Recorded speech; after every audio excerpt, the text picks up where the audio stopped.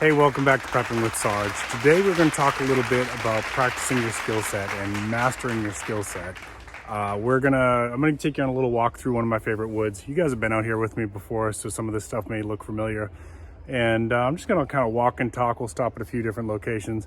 There are bugs everywhere, and believe it or not, this time, I know I'm usually really bad about this, but I actually did remember to spray down with bug spray, so hopefully you don't see me have to swat too much. But we're going to have fun either way. Stay with me now.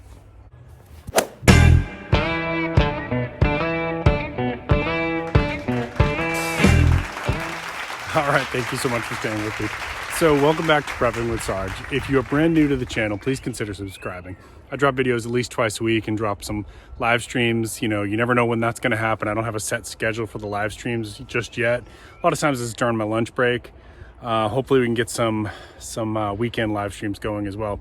But I always talk about topics related to preparedness, whether it be foraging, medicinal herbs, growing your own food for food self-sufficiency, financial survival, general storm preparedness. It's always staying within that realm.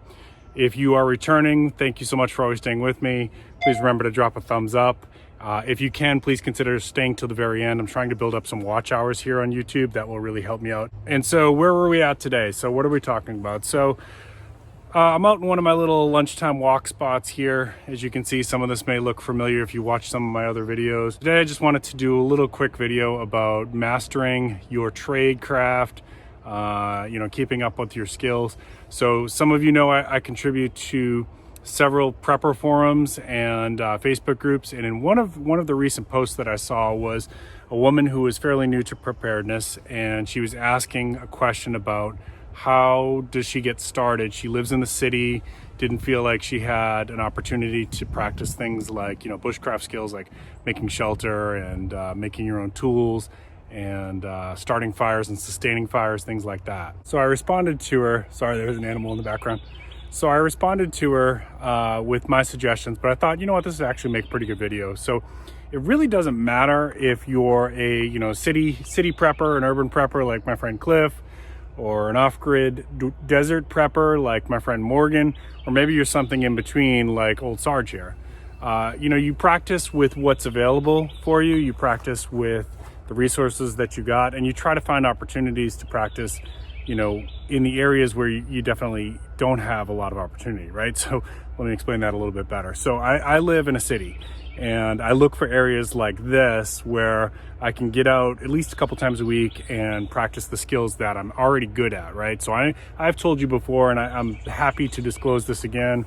I am not a good hunter. In fact, I'm a terrible hunter. I am a fantastic forager. I am very, very strong with medicinal plants, okay? So those are some of the skill sets that I definitely feel strong with, and I need to continue to get stronger with those.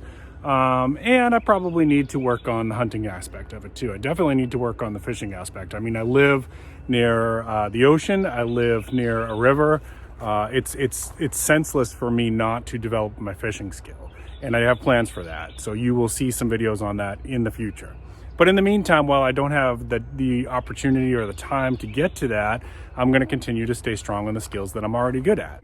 So speaking of which, here we have some false Hawksbeard, which you guys know is one of my favorite plants, but I don't think you've seen it at this stage yet. I don't think I've shown it to you after those flowers start to turn out like that, and it becomes very much like a dandelion, right? So there's some pollinators on here. I'm going to try not to get stung, but let me show you what it does.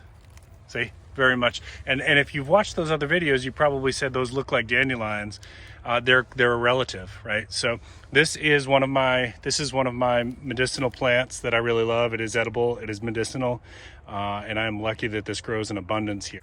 So what I do out here as I come along and do my little walks is basically I'm looking for the plants that I already recognize, ones that and I'm looking for plants that I'm trying to find, right? So I have a feeling that there are pawpaw trees out here somewhere, and I've been looking and looking. I have not spotted one yet.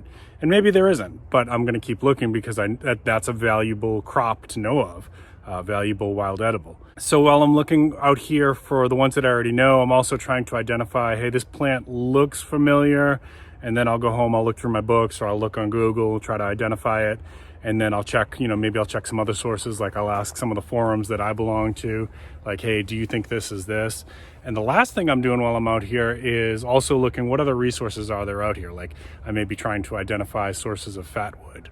I may be looking at mushrooms, which you've heard me talk about in some of my other videos, is that I'm trying to get more confident with mushrooms, and I am getting more confident with mushrooms. So I look, I spotted woodier out here. So I keep looking in that spot to see if there's more woodier. And while I didn't find more, well, actually, no, once I did find more woodier, but I found some other stuff, and I'm like, oh, what is that? Oh, that's bear corn. Okay, so now I know what bear corn looks like, and I know that there's some of it out here, right? So that's the idea here, is I'm taking a skill I'm already strong with, and I'm continuing to practice it. I do this like 2 or 3 times a week. I'm out here trying to stay strong with my identifying wild edibles and identifying medicinal plants. Okay, and then down out here, you got a couple false turkeytails growing on there. See that mushroom right in the center of the screen? Those are false turkeytails, and those are not edible, right? So this is one of those things I'm trying to get stronger at, identifying which mushrooms out here are edible and which ones are toxic or poisonous. So the muscadine grapevines, which is what you see right there, are really starting to pop out now. And this is a wild grapevine that grows all around South Carolina, but especially here on the coast. And, just kind of fun to spot that. It's one of those edibles that's really easy to spot. Now, those leaves can be eaten. You could, as they grow bigger, you could certainly wrap, small game in there and use it to cook like a burrito, or some fish that you caught. But the real prize, of course, is the grapes, which you won't see till later in the summer. And the trick with the wild grapes is you got to get to them before the wildlife. And all I can say is good luck with that. So what about the skills that you're, mediocre with, right? So I have some experience with shelter building, but I haven't done it in a very, very long time. So that's something that I'm probably going to have to get to another, I can't do this out here on these public trails. I'm going to have to probably get out into, maybe some camping and go off the trail quite a bit to be able to practice that. But what I do while I'm out here is I kind of look around and see, what are the resources here if I was going to build a shelter? What are the resources? Is there a partially fallen tree that's kept in between, the eye of another tree, right? So it's pretty sturdy. That's a start of a lean-to, right? There's different things that I could do with that.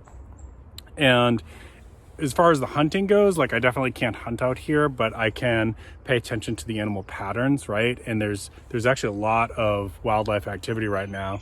And if it was a true SHTF kind of scenario, most of your game is probably going to be small game, like squirrel and that kind of stuff. So just kind of pay attention to them, how alert are they to my presence, their periphery vision, how well are they able to see me, hear me, smell me, that kind of thing. Where do they tend to retreat to, just watching animal patterns, things like that. That's about the extent of what I can do with this today in terms of, getting better at that particular skill set. Obviously, to get good at it, I got to get up in a tree stand and learn to be more patient, have an idea of trailing my shot and that kind of thing, right? And windage and elevation and that kind of thing. And I probably would need a mentor to get really good at that. So what about the woman who couldn't get out to the woods right now? Honestly, we talk a lot about bugging out to the woods and bushcraft and wilderness survival and lost in the woods and foraging and medicinal herbs. But really, that's the more extreme end of preparedness. That's a last ditch kind of situation. Most likely you need to, in terms of preparedness and survival, you need to be thinking about, bugging in, right? So there's plenty of things that you can do bugging in. You can learn how to grow a garden, even if you've only got a porch or something like that. You don't have a lot of outdoor space. You can still grow a lot of food on a porch. In fact, I've done that when I've had some apartment living. You can learn how to do canning. You can learn how to do dehydrating. You can, work on building up your prepper pantry. You can certainly work on your financial preparedness, which would involve, first of all, saving up some emergency cash and paying down your debt, and then thinking about, what assets can you buy with your discretionary spending that may help you in a preparedness situation. All right, thank you so much for joining me. I hope this gave you some new ideas. If you've enjoyed this content and you're brand new to the channel, again, please consider subscribing. If you haven't already done so, please consider giving me a thumbs up. I really appreciate it. Keep planting your seeds, keep stacking your silver, and never stop working on your skill set. This is Prepping with Sarge.